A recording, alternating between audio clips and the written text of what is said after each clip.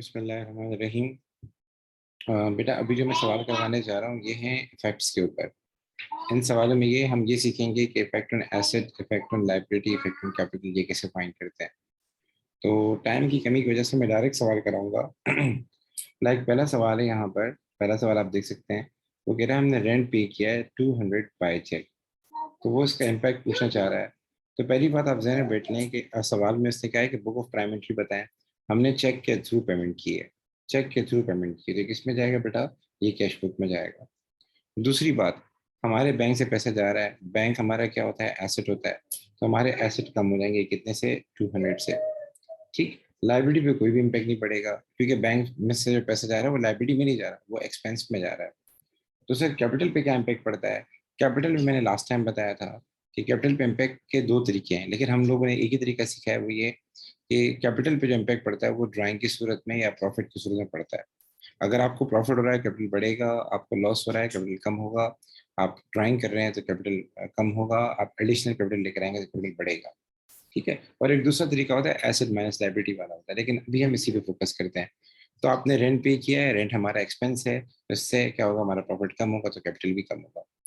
आगे बढ़ते हैं। वो कह रहा है purchase goods 1500 on credit from young. हमने क्या किया? 1500 के गुड्स परचेज किए, किससे? यंग से परचेज किए। वो सवाल में कह रहा है कि इस एंट्री का इम्पैक्ट बताएं।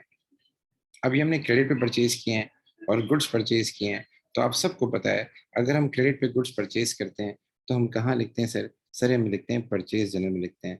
तो मैं यहाँ लिख देता हूँ परचेज जनरल। जनरल वो जगह होती है जहाँ सबसे पहले एंट्री आती है। तो यहाँ लिख देता हूँ परचेज जनरल। दूसरी बात, इसका इम्पैक्ट आपकी एसेट पे क्या पड़ेगा, कैपिटल पे क्या पड़ेगा, लाइबिलिटी पे क्या पड़ेगा? तो एक बात ध्यान में बिठा लें, गुड्स का मतलब होता है इन्वेंट्री। गुड्स का मतलब क्या होता है? इन्वेंट्री। तो आप इन्वेंट्री बाय कर रहे हैं, तो जाहिर सी बात है, वैसे तो जब हम एंट्री करते हैं तो हम परचेज डेबिट करते हैं, लेकिन फिजिकली देखा जाए तो आपके पास इन्वेंट्री में क्या होता है? इजाफा हो रहा होता है। तो इससे क्या होगा? इससे हमारी इन्वेंट्री में इजाफा हो जाएगा और हमारी इन्वेंट्री 1500 से बढ़ जाएगी। एक बात ध्यान में बिठा लें, जब भी सवाल में परचेज ऑफ गुड्स दिया, जब भी सवाल में परचेज ऑफ गुड्स दिया उस समय इन्वेंट्री में इजाफा होगा। जब भी सवाल में परचेज रिटर्न दिया हो गुड्स का तो हमारी इन्वेंट्री में कमी आएगी। ठीक है। आगे चलते हैं। आगे बोला ये हमने उधार पे ली है, ये हमने उधार पे ली है। जब उधार पे लिए तो इससे हमारी लाइबिलिटी बढ़ेगी, हमारा पेबल बढ़ेगा। तो हम लिख देते हैं यहाँ पे 1500। और कैपिटल पे कोई इम्पैक्ट नहीं पड़ेगा। क्यों? क्योंकि जब मैं इस ट्रांजेक्शन को देखता हूँ तो एक तरफ मेरी इन्वेंट्री बढ़ रही है, दूसरी तरफ क्या नाम है, मेरा जो है लाइबिलिटी बढ़ रही है। तो इन्वेंट्री एसेट है, लाइबिलिटी आपकी जो है क्या नाम है, ये ओविंग है एक किस्म की। तो एसेट माइनस लाइबिलिटी जिसे वो कैंसिल आउट कर देते हैं। एक तरीका तो ये। बहुत सारे बच्चे बोलते हैं सर हम परचेजेस कर रहे हैं, परचेज हमारा एक्सपेंस है। तो बेटा एक बात छोटी सी याद किया करें, इनकम स्टेटमेंट में परचेजेस जो हम लिखते हैं वो कॉस्ट ऑफ सेल्स कैलकुलेट करने के लिए लिखते हैं, कि हमें ये देखना होता है कि जो सामान हमने सेल किया उसकी कॉस्ट कितनी है। तो आप सबकी बात सही है, परचेज हमारा एक्सपेंस है, लेकिन बेटा परचेज के साथ इन्वेंट्री भी तो जा रही है आईएस के अंदर। अगर आप आईएस में जाके देखें तो परचेज भी आ रहा होगा, साथ में क्लोजिंग इन्वेंट्री भी आ रही होगी। तो उस वजह से इसका इम्पैक्ट कैपिटल पे नहीं पड़ेगा। ठीक है। अच्छा जी, आगे चलते हैं। आगे थर्ड पे आते हैं। थर्ड में कह रहा है sold good costing 1000 for 1800 on credit to Tom. हमने क्या किया? जो सामान हमने 1000 रुपए का खरीदा था वो 1800 का हमने क्रेडिट पे सेल किया, किसको? टॉम को जाके सेल किया है। अब यहाँ हम गुड सेल कर रहे हैं। क्या सेल कर रहे हैं बेटा? गुड सेल कर रहे हैं। तो इसमें हमारे और क्रेडिट पे सेल्स कर रहे हैं, तो यहाँ पे हमारे पास क्या आएगा? यहाँ पे हमारे पास आएगा सेल्स जनरल आएगा। मैं लिख देता हूँ यहाँ पे सेल्स जनरल। दूसरी चीज यहाँ जो सबसे बड़ी इंपॉर्टेंट है, जब आप एक गुड सेल कर रहे हैं और उधार पे सेल कर रहे हैं तो इसमें सबसे पहले आते हैं हम आपकी क्या नाम है, इन्वेंट्री के ऊपर आते हैं। आपकी इन्वेंट्री में जाहिर है आपकी इन्वेंट्री से एक आइटम जा रहा है, आपकी इन्वेंट्री कम हो जाएगी। आपकी इन्वेंट्री कम हो जाएगी -1000 से। ठीक है, इन्वेंट्री की बात करता हूँ। अच्छा, ये जो सवाल होते हैं ना जिसमें वो कहता है एसेट लाइबिलिटी कैपिटल पे इम्पैक्ट बताओ, आपको ट्रांजेक्शन देकर और आपको तीनों पे इम्पैक्ट पूछ रहा होगा। इन सवालों में जब भी हम परचेज ऑफ गुड्स करें, जब भी सेल ऑफ गुड्स करें, और अपने ये देखना हो कि एसेट पे क्या इम्पैक्ट पड़ रहा है, आपने इन्वेंट्री के बारे में सोचना है। और इन्वेंट्री हमेशा कॉस्ट पे लिखी जाती है। किस पे लिखी जाती है सर? कॉस्ट पे लिखी जाती है। तो हमने गुड सेल आउट की थी, जो हमने 1000 रुपए की खरीदी थी वो 1800 की सेल की, तो उसकी कॉस्ट कितनी है सर? उसकी कॉस्ट है 1000। तो आपकी इन्वेंट्री क्या हो जाएगी? 1000 रुपए से कम हो जाएगी। दूसरी तरफ आपने उधार पे सेल की है, ये आपका रिसीवेबल है, आपने इससे पैसे लेने हैं, तो आपका रिसीवेबल क्या हो जाएगा? 1800 से बढ़ जाएगा। कौन? आपका ट्रेड रिसीवेबल बढ़ जाएगा 1800 से। तो ओवरऑल आपके एसेट पे जो इम्पैक्ट पड़ा वो 800 का पड़ा। 1000 रुपए से आपकी इन्वेंट्री कम हुई और 1800 से आपका रिसीवेबल बढ़ा। लाइबिलिटी पे कोई इम्पैक्ट नहीं पड़ेगा, तो यहाँ हम लिख देते हैं नो इफेक्ट। ये मैं गलती से मैंने लिख दिया, आप कोशिश कीजिएगा जो सवाल में बोला हो आप वो वाली वर्डिंग ही लिखा करें।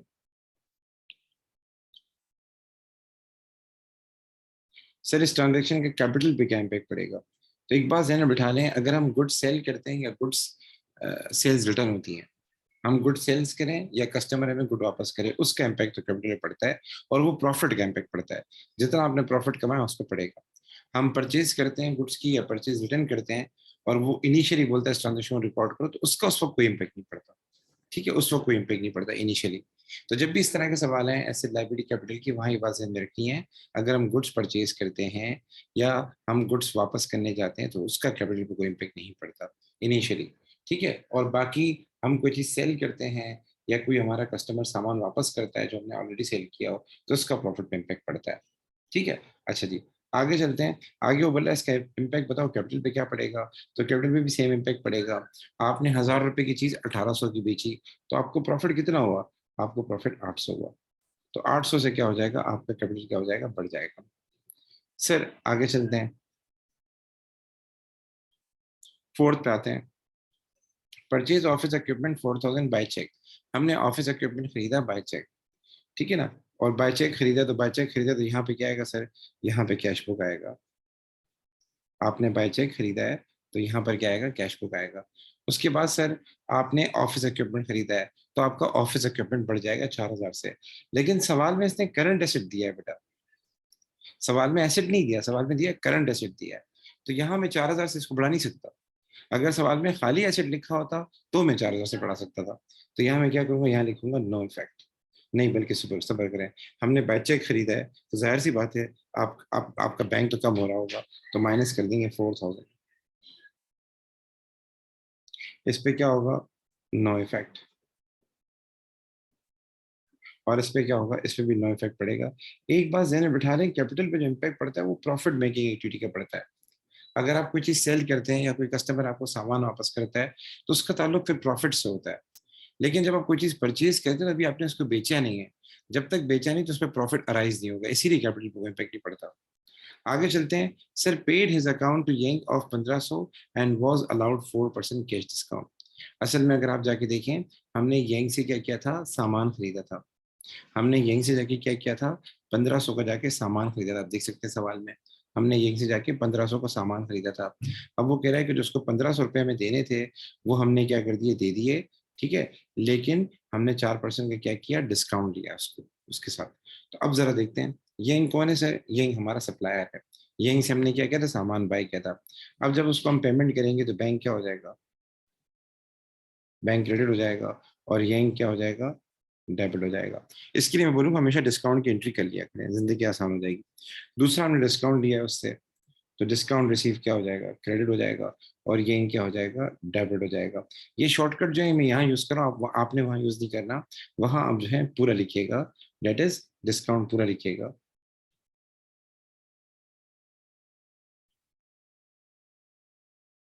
अब इसको कैसे करेंगे सर, 1500 में से 4% मैंने क्या किया, उससे डिस्काउंट लिया है।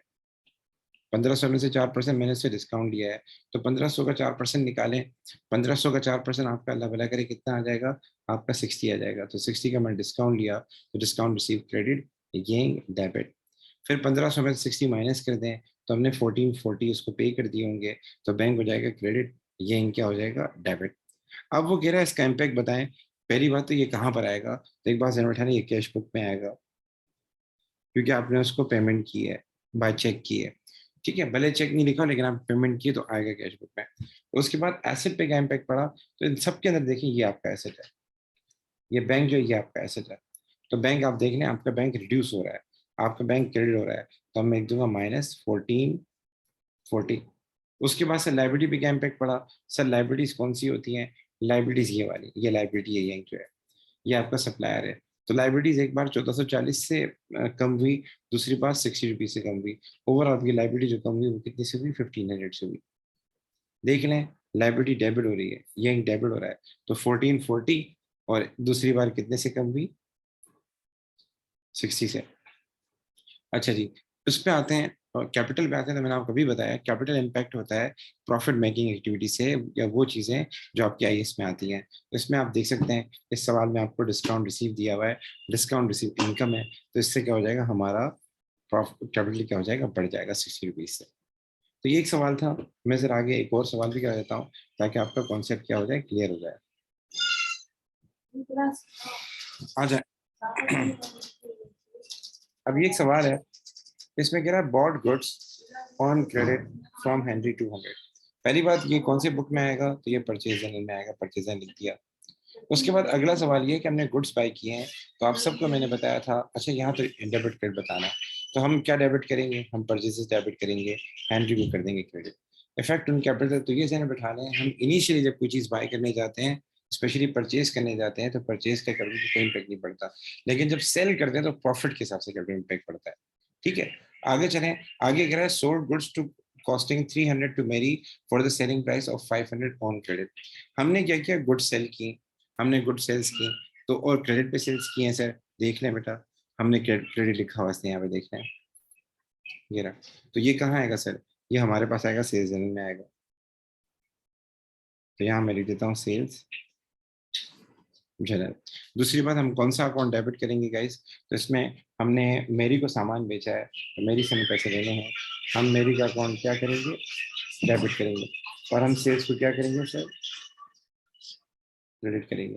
अच्छा जी, अब सुनिएगा, अब वो बोला कैपिटल पे क्या इम्पैक्ट पड़ा, तो मैं आपको पहले ही बताता हूँ, ये प्रॉफिट मेकिंग एक्टिविटी है। जब आप कोई चीज सेल करते हैं तो आपकी जो सेलिंग प्राइस है और जो आपकी कॉस्ट प्राइस है, उन दोनों का डिफरेंस जो होगा वो कैपिटल इम्पैक्ट करेगा।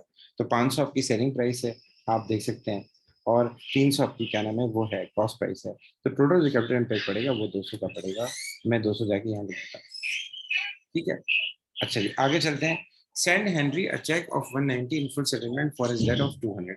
आप देख सकते हैं हमने शुरू में हेनरी से सामान खरीदा था, अगर आप देखें सवाल में जाके 200 का।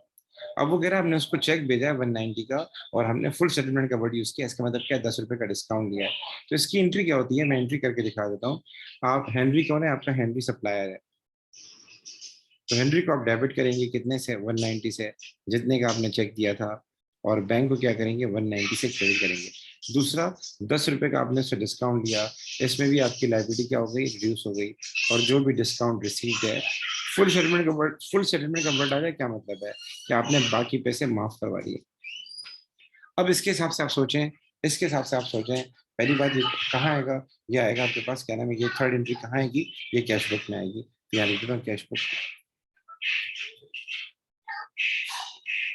उसके बाद सर, उसके बाद सर हम, आप सवाल में देखें, वो बोले क्या डेबिट होगा क्या क्रेडिट होगा, तो हेनरी क्या हो जाएगा, डेबिट हो जाएगा सर, हेनरी हमारा सप्लायर डेबिट हो जाएगा सर। क्रेडिट क्या होगा, क्रेडिट बैंक भी होगा, और क्रेडिट डिस्काउंट भी होगा। बच्चे कहते हैं समटाइम जगह कम होती है तो खाली डिस्काउंट भी ले सकते हैं, कोई इशू नहीं है। अब आते हैं सर, कैपिटल पे क्या इम्पैक्ट पड़ेगा, तो इसमें मैं आपको पहले बता दूं, कैपिटल पे इम्पैक्ट पड़ता है प्रॉफिट का। अगर डिस्काउंट अलाउड हो रहा है तो माइनस होगा, डिस्काउंट रिसीव हो रहा है तो कैपिटल बढ़ेगा। तो डिस्काउंट रिसीव क्या है, आपके लिए एक इनकम है, तो ये क्या करेगा, प्रॉफिट को बढ़ाएगा, तो कैपिटल भी क्या होगा, बढ़ेगा। और आपको डिस्काउंट कितना मिला था सर, 10 रुपीज का मिला था, तो मैं लिख दूंगा यहाँ पे +10। ठीक है सर। अब आते हैं सर आगे, वो कह रहा है हमने जो सामान पहले जो सेल किया था, हमने मेरी return goods with selling price of 50।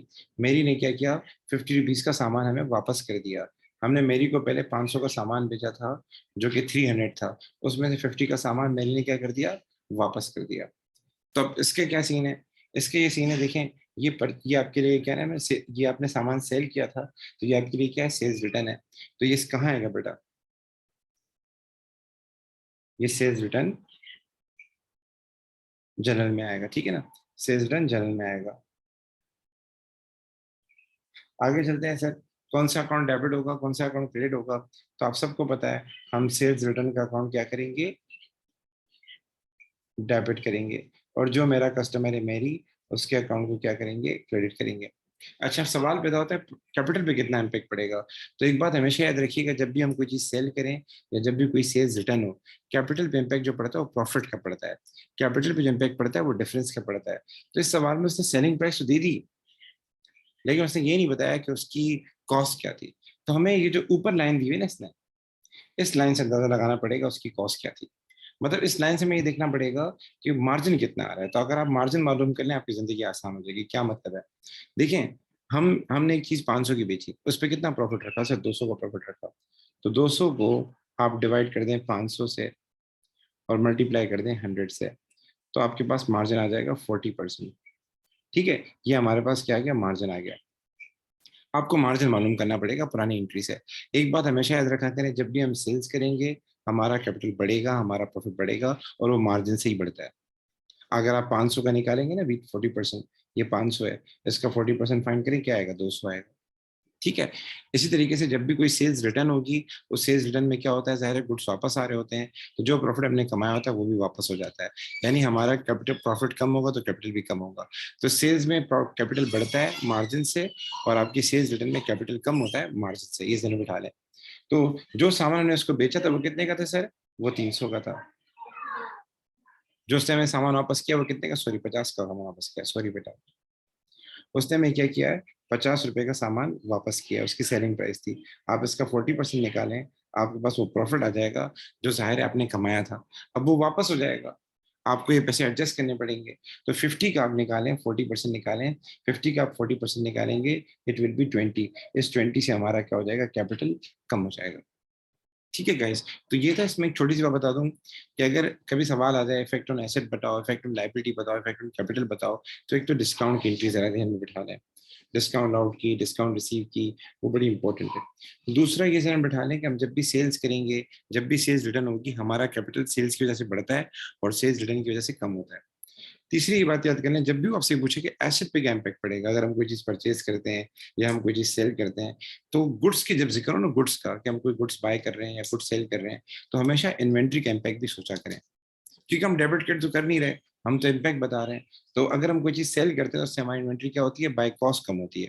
अगर हम कोई चीज खरीदते हैं उससे हमारी इन्वेंट्री बाय कॉस्ट बढ़ जाती है। ठीक है, तो कभी भी सवाल आ जाए इफेक्ट ऑन एसेट बताओ, इफेक्ट ऑन लायबिलिटी बताओ, इफेक्ट ऑन कैपिटल बताओ, तो एसेट बताते हुए ख्याल कीजिएगा, अगर हम कोई गुड्स की बात कर रहे हैं तो आप इन्वेंट्री पे उसका इम्पैक्ट सोचा करें। ठीक है, अगर हम कोई चीज उधार पे सेल कर रहे हैं, जाहिर सी बात है हमारा रिसीवेबल बढ़ेगा, लेकिन साथ में हमारी इन्वेंट्री क्या होगी, कम होगी। तो ये ध्यान में रखिएगा। जजाकल्लाह, अल्लाह हाफिज।